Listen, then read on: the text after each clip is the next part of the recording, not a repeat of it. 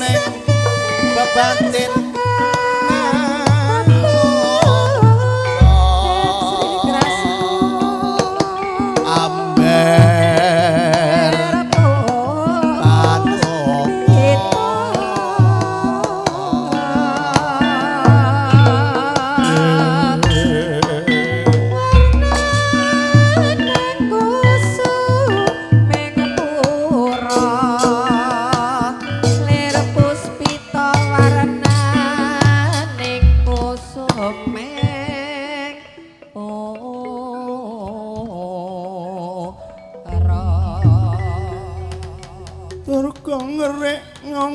surnya wirayang sang sirengan noman tempu ing yuta sarpa kenaka mati binabut kukuning pulosane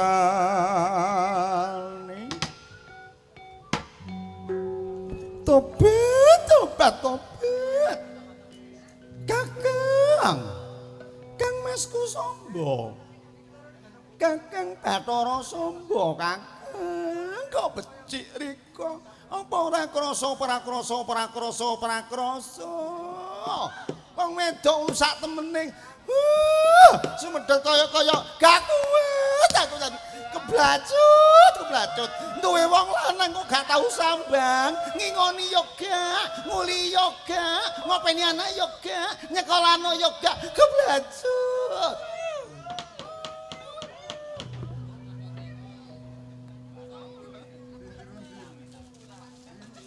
Umayi inggih kakang inggih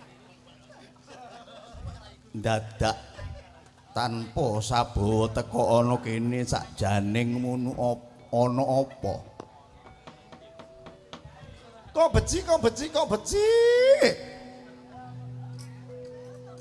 mosok ora sa wis suwe kok beci aku blacut kok sok gak krasa iki lho biasa lek gak tau petuk iku mara serepet ana apa Deosrani Masih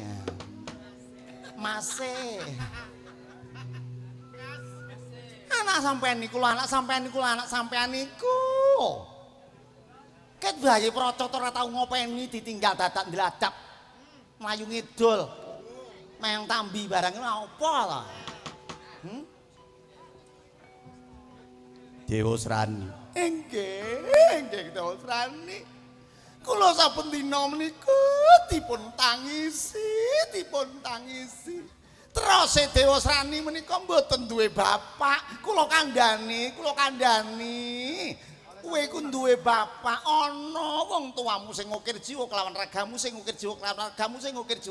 ana ya kuwi wong tuamu sing lenggah ana Bale Marca Kundha manik sesilih Sang Hyang Jagat Girinata Dewa ing Suralaya ngono iku lho Deosrani Kakang Mas jare dipoyoki kanca kancane kanca rawange jare Deosrani anak lam daur anak lam kowar aku lek gak trimo aku esek eling Rika biyen lho jejek iku lho buka wade langsung garahi lak kono akeh wong aja ngomong-ngomong ya bene sih wong kante anakku dilokno anak lam kowar sing gawe wis ketok maksude ngopo anakmu Deosrani amit sewu nggih kakang amit sewu putra sampean pun Deosrani menika kapireng menawi ari kalenggan menika dewa badhe mandhapaken wahyu ingkang sinebat wahyu cahyaning rat lho niku nembung dhaten kula enjing siang dalu nggih menika ingkang disuwun kapan baya ingkang putra saged kasinungan wahyu sinebut Wahyu Cahyang Ningrat menika Kakang Mas cobi panjenengan galih menawi panjenengan mangke kersa maringaken Wahyu Cahyang Ningrat pun tah panjenengan njaluk sing model napa kula sagup. Kula niki wong wedok sing pinter ngapokno wong lanang njaluk ngene oke, njaluk ngono oke. Biar pasin rokok ya minak jingga kula nggih monggo.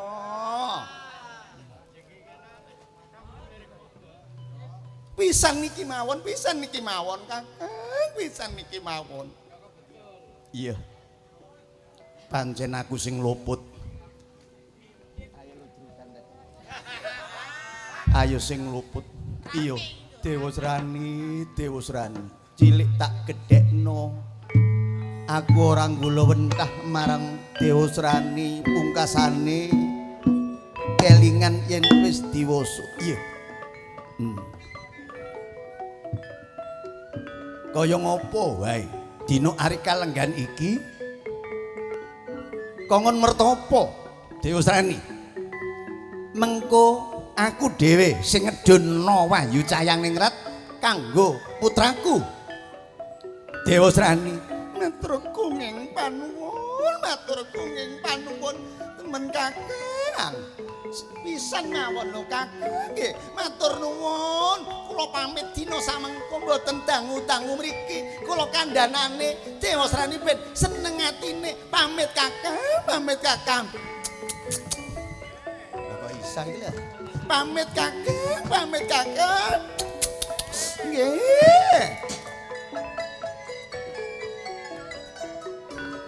Lah iya. Akeh wong kok ciuman iki lho.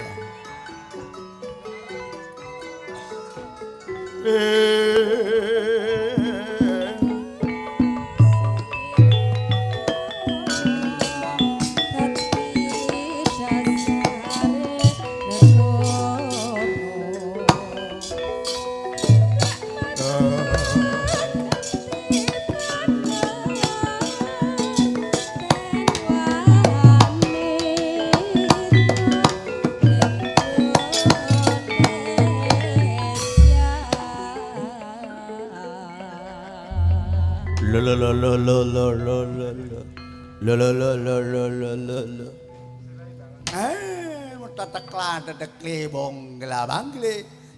Adi Guru. Dos pundi kula pirengaken niku dos pundi?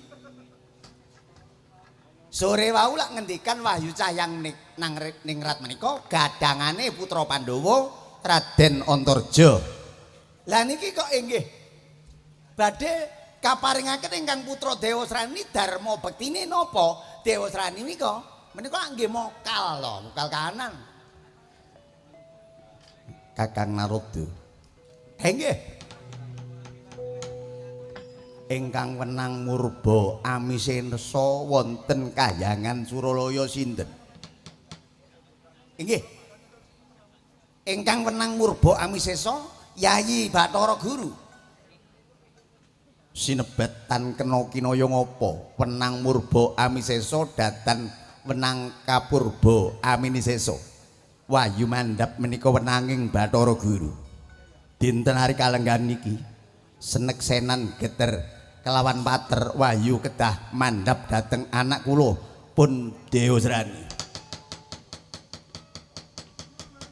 Wani mati pangrum-ruming wirang wani sada kala sumandene ngeblataken sang juru betah ngeblataken sang cara betah lo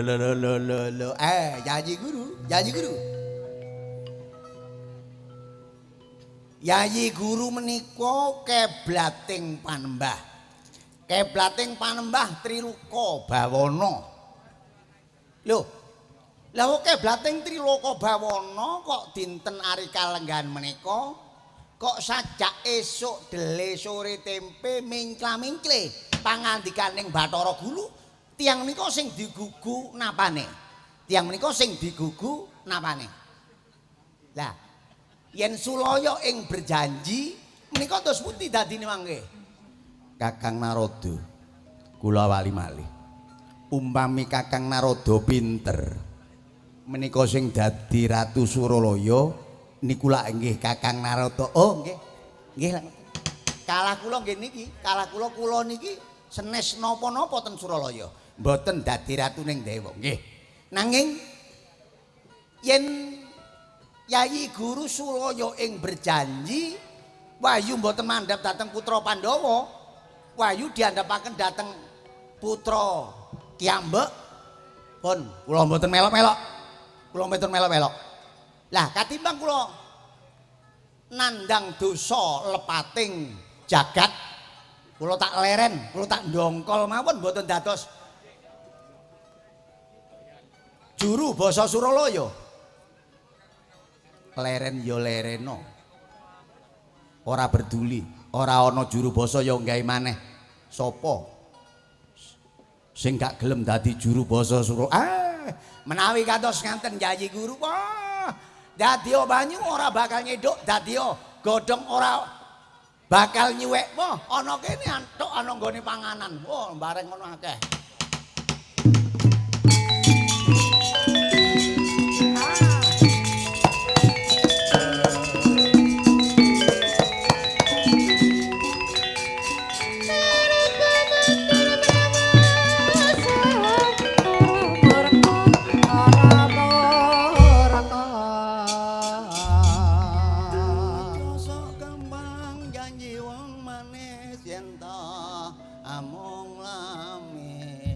Kakang Temburu ten pundi?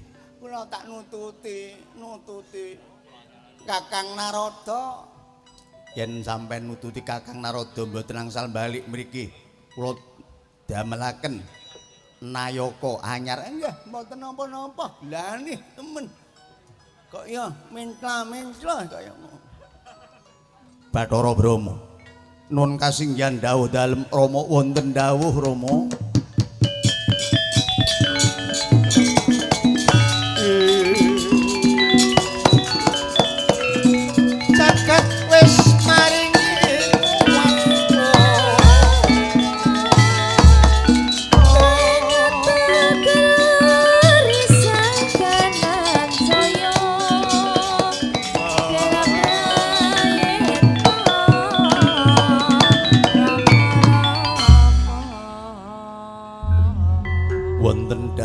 Rama Pukulun. Anak ulun yugane kita titah nayu Marcakada. Robya ngono kekarepaning Kanjeng Rama, robya ngono gegayuhaning Kanjeng Rama. Aja ana wong kang munggah menyang Kahyangan Suralaya.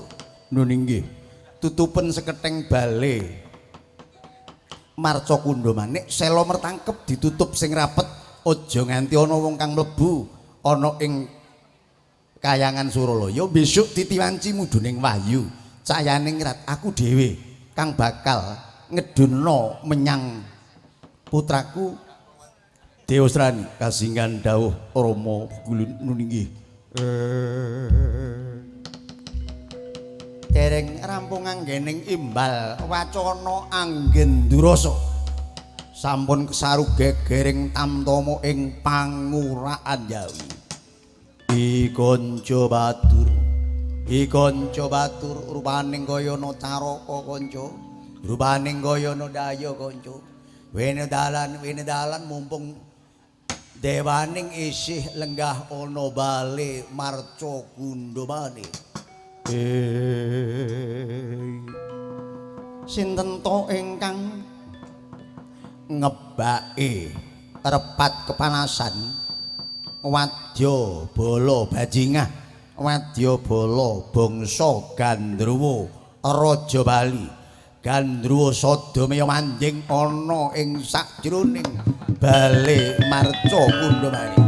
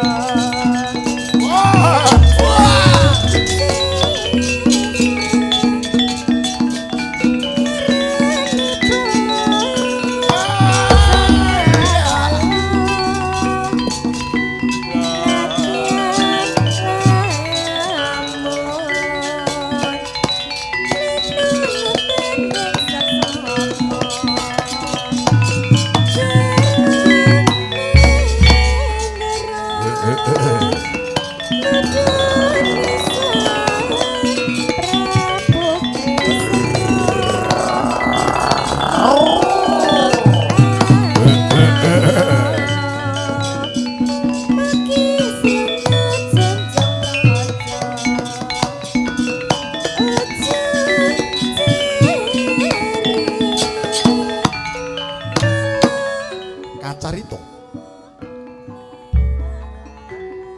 para nderbala bangsa bangsaning bangsa Gandharwa Raja Bali Gandharwa Sadamya lan anake lan para putra kabeh Gandharwa Liwon Gandharwa Paiman Gandharwa Sukri padha melu kabeh bol barongan padha mosah-maseh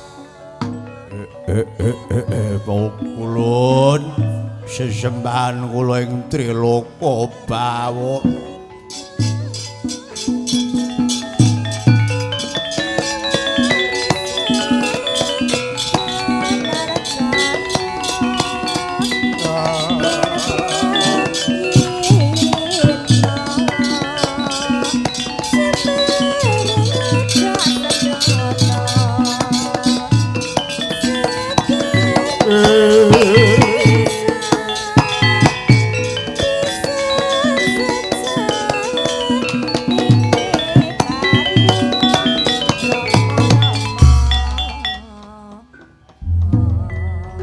Yaksa agung mangindri-indri Yaksa kandha sang Triwikrama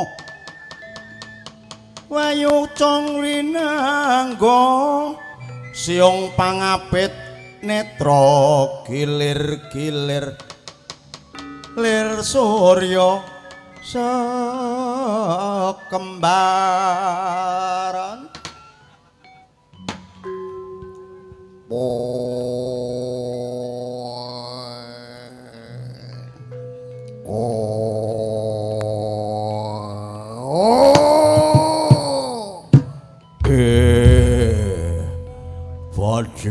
bodleng bolis laknat hadek-dekan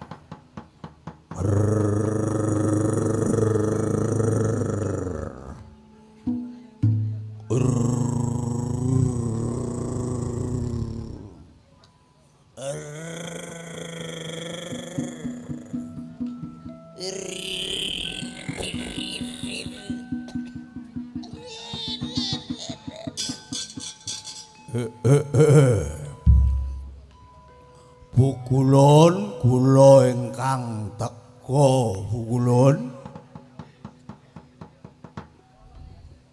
Yang sukma sesmitanen sun bono langgeng rahayu sagung dumadi.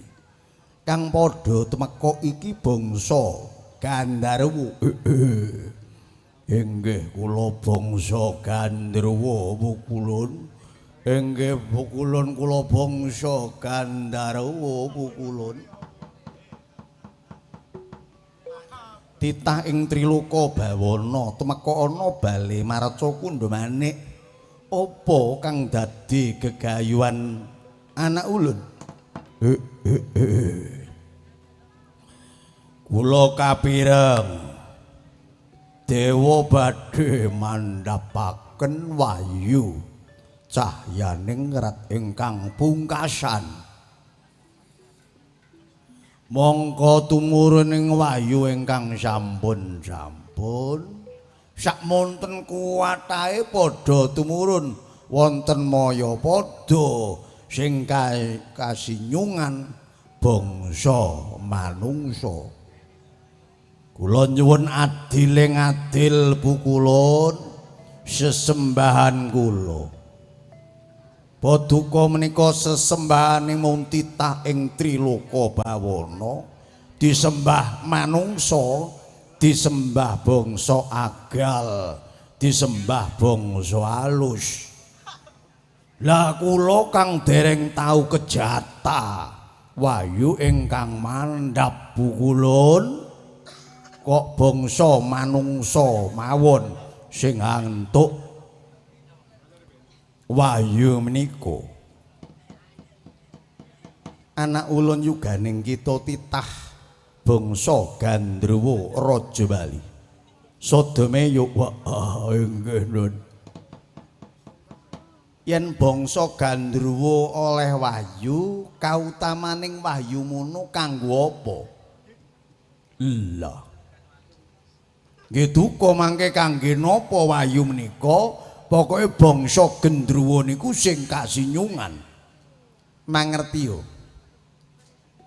Sudamiya. Anak ulun bangsa Gandharwa iku ajal asal muasal saka geni saka cahya. Lah yang sinebuting wahyu cahyaning rat iku genah cahya cumlorot saka dhuwur menyang maya pada. Kanggone wong sing ora duwening cahya kang ora mijil saka cahya kaya para manungsa. Menika mung alusing samudana panjenengan nolak kang dadi gegayuhaning bangsa Gandharwa. Ngeten mawon. Diarana bapak ya bapak, diarana wong tuwa ya wong tuwa. Bukulun menawi dinten arep kalenggan iki wahyu terakhir mboten sampean paringaken para dewa pun. Nggih dinten iki uga kula njambal Dewa Suralaya. Krik lampit jebol sekabupaten. Bangsa Gandharwa ngamuk punggung Andrapati. Badhe kula mung belasah kaya alang-alang pinidak gajah kayangan Suralaya. Anak ulun yuganing gitu. Umpama lungite bangsa Gandharwa lak sing dadi Ratu Suralaya. Sing dadi Ratu Suralaya jeneng ulun Sanghyang Manikmaya. Anak ulun ora duwening kekuatan nglimputi kekuataning dewa ing Suralaya. Lah dijajal mawon. Durung-durung kok pun dingringkeh. Gurung perang kok jare kalah. Durung mangan kok jare wareg lah. Tunggal niku pun ngeten mawon.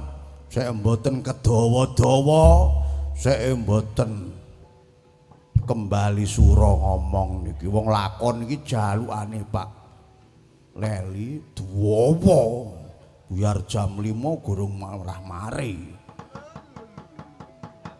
Dos pundi Bukulun diparingaken napa mboten wahyu cahyang ningrat?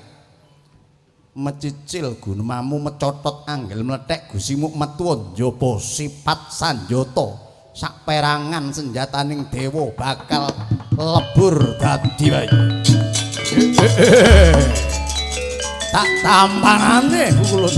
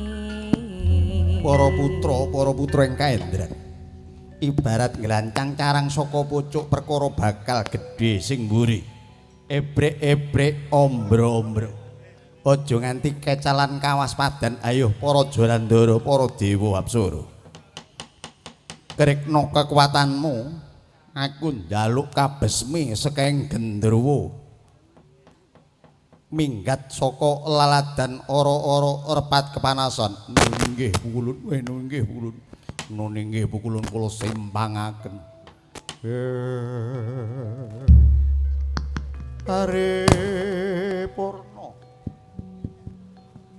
paripurnaning sangyaning para Jalandhara arsa mebeng dhateng lebeting kedaton tur Kedatulaya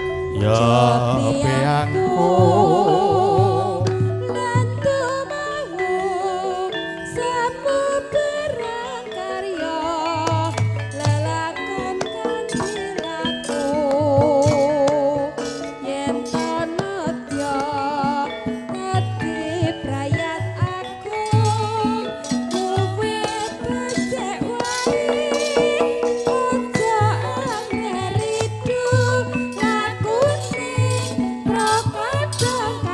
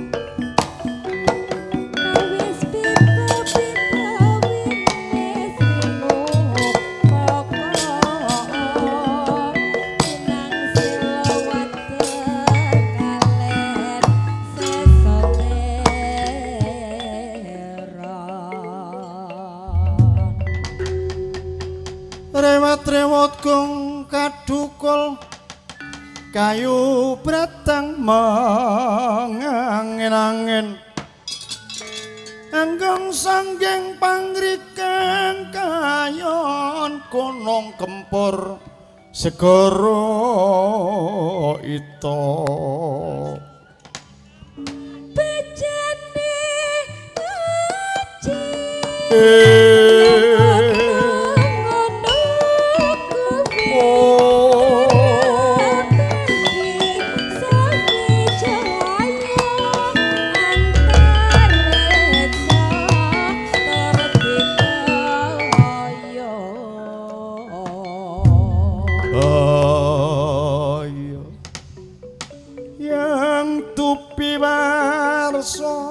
sinika ingkang sami anjung jurit gendere lanang banterno didi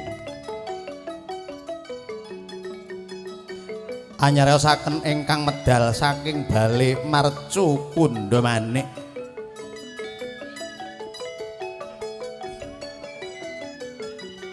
puri menganti ginapura ginapuri Brajanala Wanamerta lawang kebutulan lambang sari ing mriku Prawadyabala ingkang mandhap saking bale marca kundha manik pindha sela berkiti sela araning watu berkiti semut kaya dening tingkahing semut lumaku ana sela-selaning watu andalitir candrani wah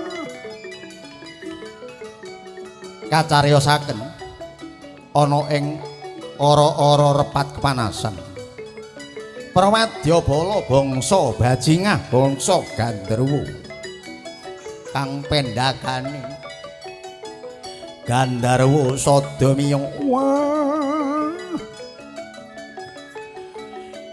jebrol sak anak putu abang cindile budal kabeh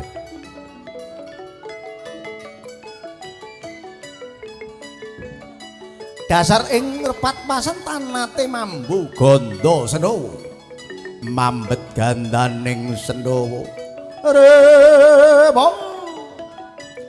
rebuting nganti para nayakaning praja lumayu salang tunjang pindha werdu gangga sasra werdu arane lintah gangga banyu sasra sewu kaya dening lintah mangewu ana madyaning jalatri campuh dali ingkang lagi lelawatan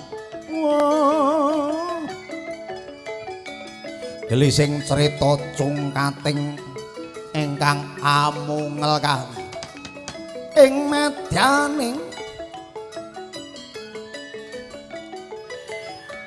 ora-ora repat kepanasan para bala bajingah para Gandharwa Rajabali manjing ana madyaning ora-ora lamun Cinandra saking patebian jam 12:07 prasasat kaya kobong bumi alasi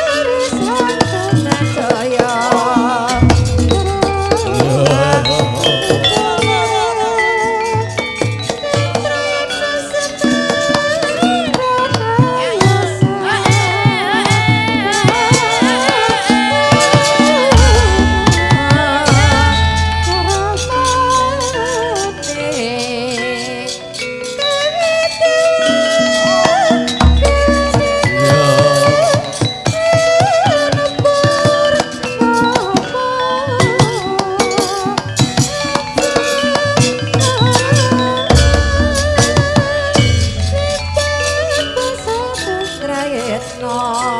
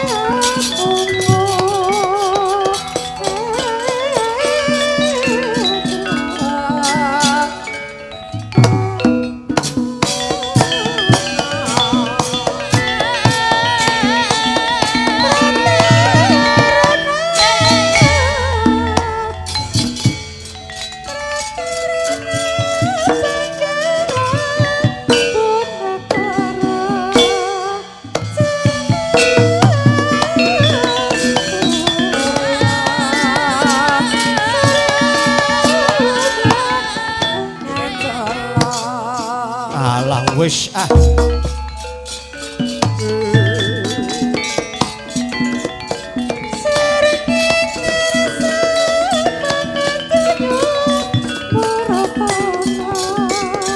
Jagat panguspa jagate para kadewan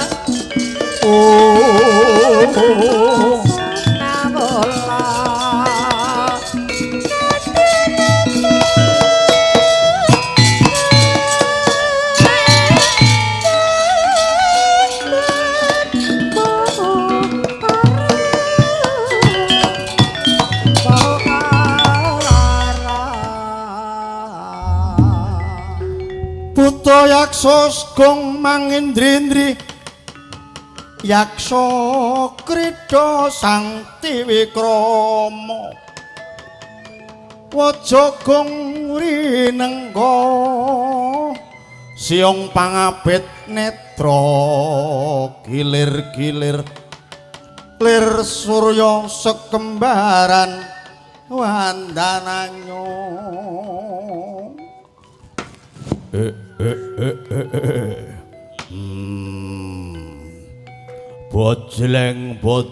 bojleng bulis latnat ajek-jekan hai para iblis para setan para gendruwo congcungli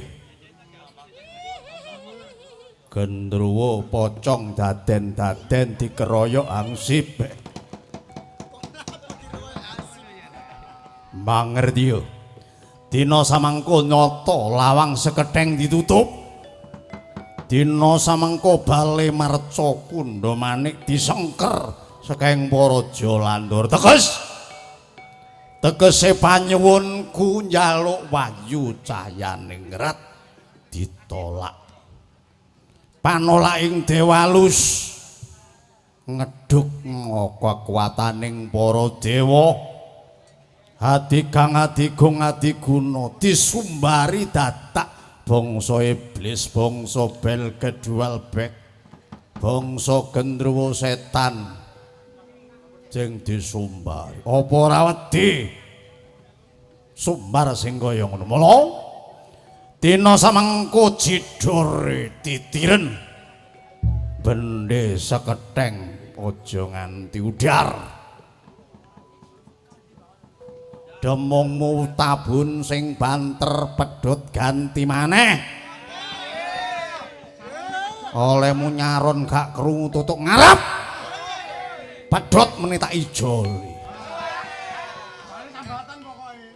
aja atik sambatan taun ngarep wulan ngarep maksudnya tak jopokno demung 45-an saron 30-an nyonyor baumu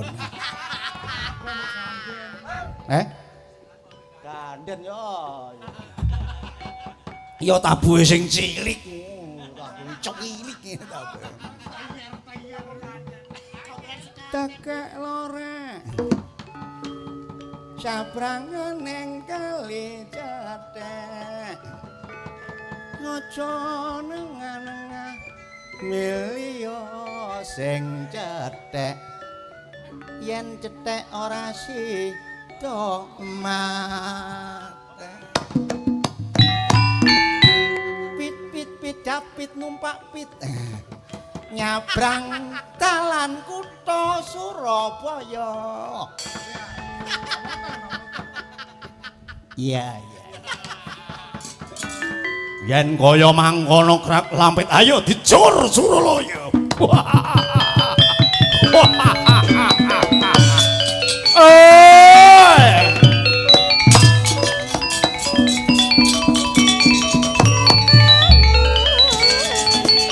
Didorono wis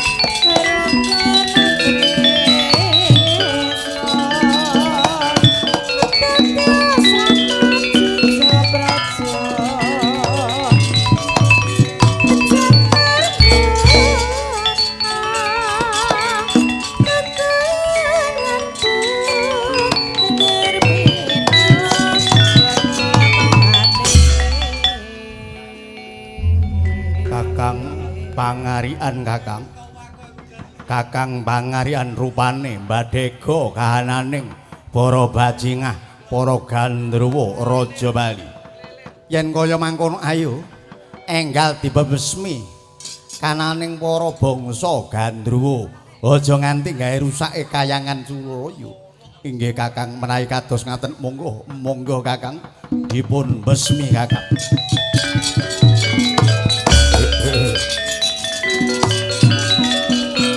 cakat wis kadya pasajengko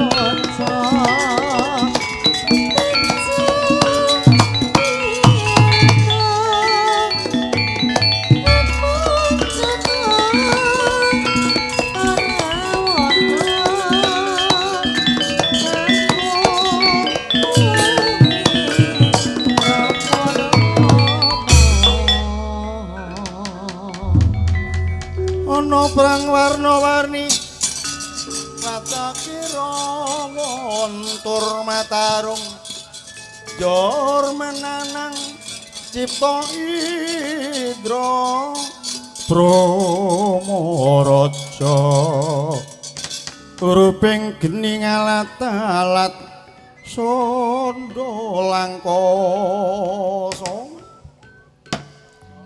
wa hamca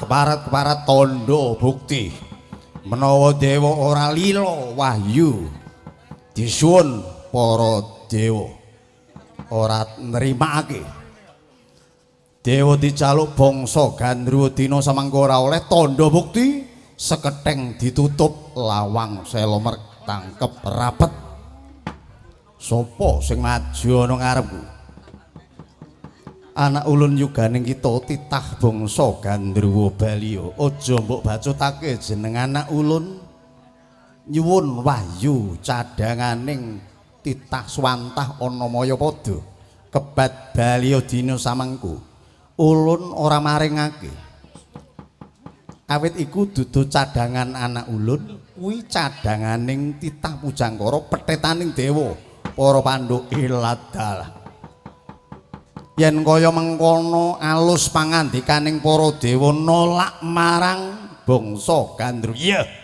yen pancen mbok tolak aja nganti mbok tapik dina samangka Suralaya bakal tak gawe bengkat bakal tak gawe sungsang bono balik belasah kaya alang-alang pinidak gajah bakal tak gawe rempuh para Jalandhara dina semangku anak ulun yuganing kita yen nganti wis mani bungsung dadamu ngadepi bangsa Jalandhara ayo leganing atiku krik lampit gaculing bedhala sak wargamu tokno sasudibyan kaprawiranmu ora bakal dewa sumingkir ana kene wah tak kothok ana ndut mani luka turung tinaruh ora talit Suralaya parat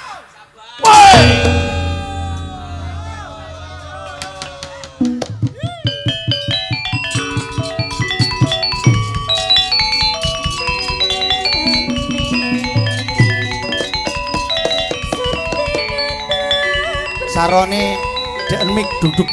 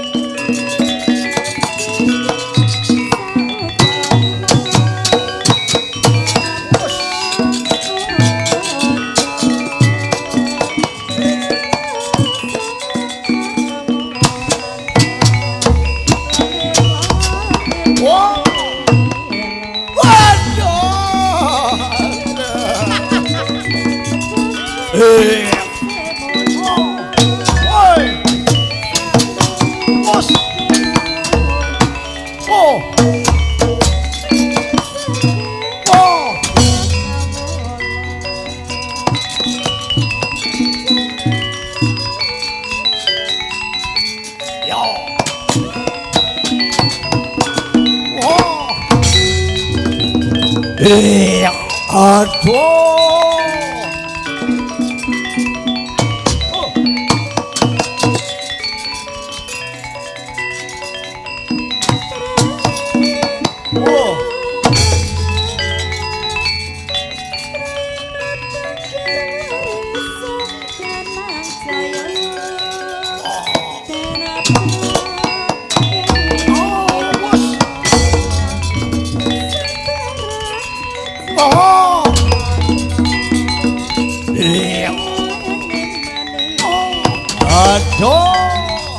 Waduh. Iya. Aduh. Oh, waduh. Waduh. Waduh. Yo. Aduh, as. Oh. Aduh.